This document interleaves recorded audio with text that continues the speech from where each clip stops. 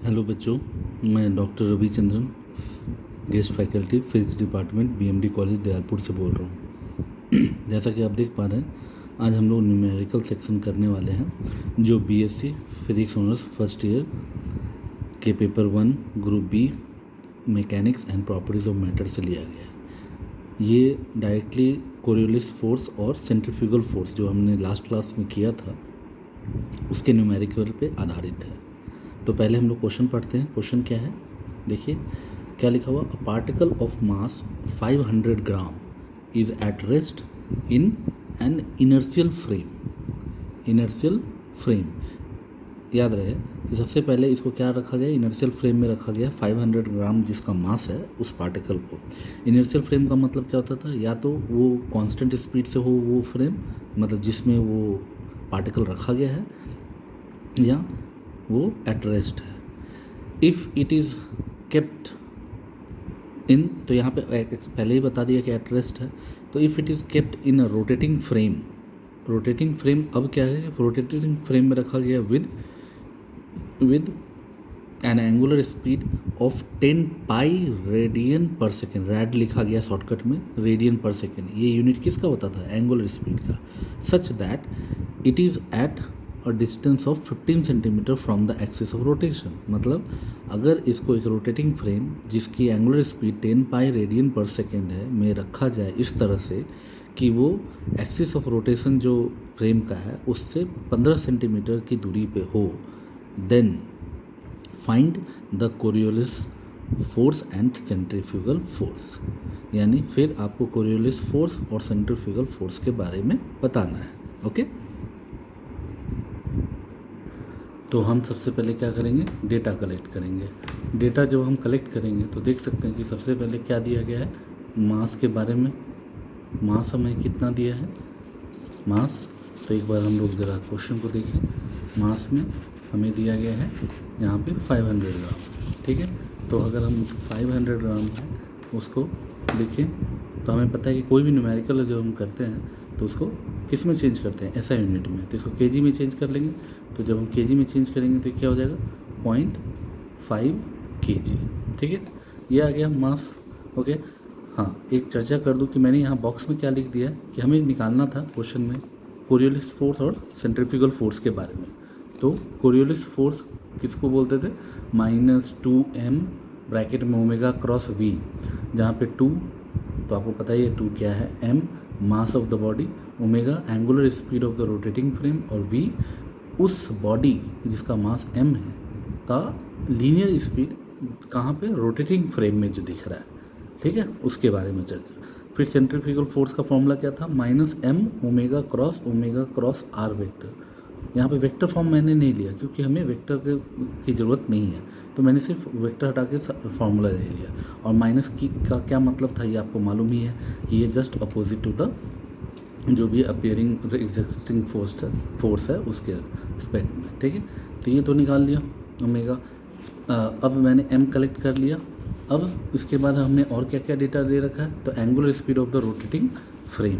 तो angular speed के लिए इंडिकेशन क्या था हमारा, ओमेगा इक्वल्स टू कितना दे रखा है हमें दे रखा है 10 पाई रेडियन पर सेकेंड। तो 10 पाई रेडियन पर सेकेंड ये लिख लिया हमने।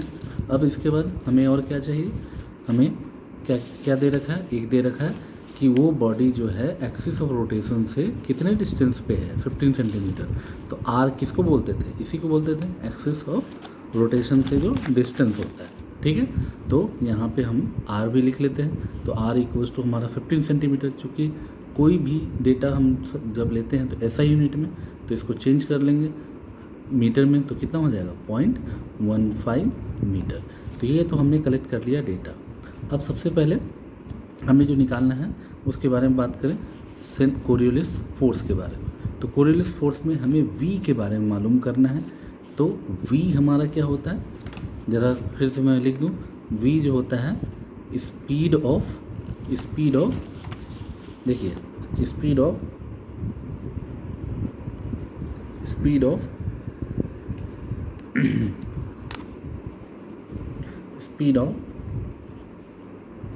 पार्टिकल इन रोटेटिंग फ्रेम, ठीक है, इन रोटेटिंग फ्रेम, ठीक है। तो अगर हम इसको ट्रांसलेशनल मोशन में चेंज करें, याद कीजिए, तो इसका क्या हो जाएगा formula, V dash minus omega R. तो V dash minus omega R का क्या मतलब था, याद कीजिए, वी डैश का मतलब था linear speed in rest frame, यानी इनर्शियल फ्रेम। तो इनर्शियल फ्रेम में तो बॉडी रेस्ट पे है, कैसे लिखा हुआ था देख लीजिए, 500 ग्राम मास ऑफ जो पार्टिकल है वो कहाँ है, रेस्ट पे, किस में, इन एन इनर्शियल फ्रेम।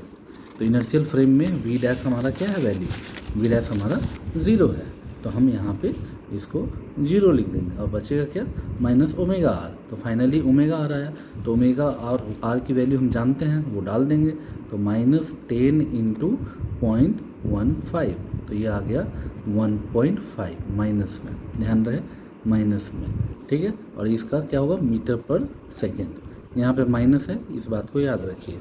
तो अब v हमें मिल गया, तो नाउ कोरियोलिस फोर्स,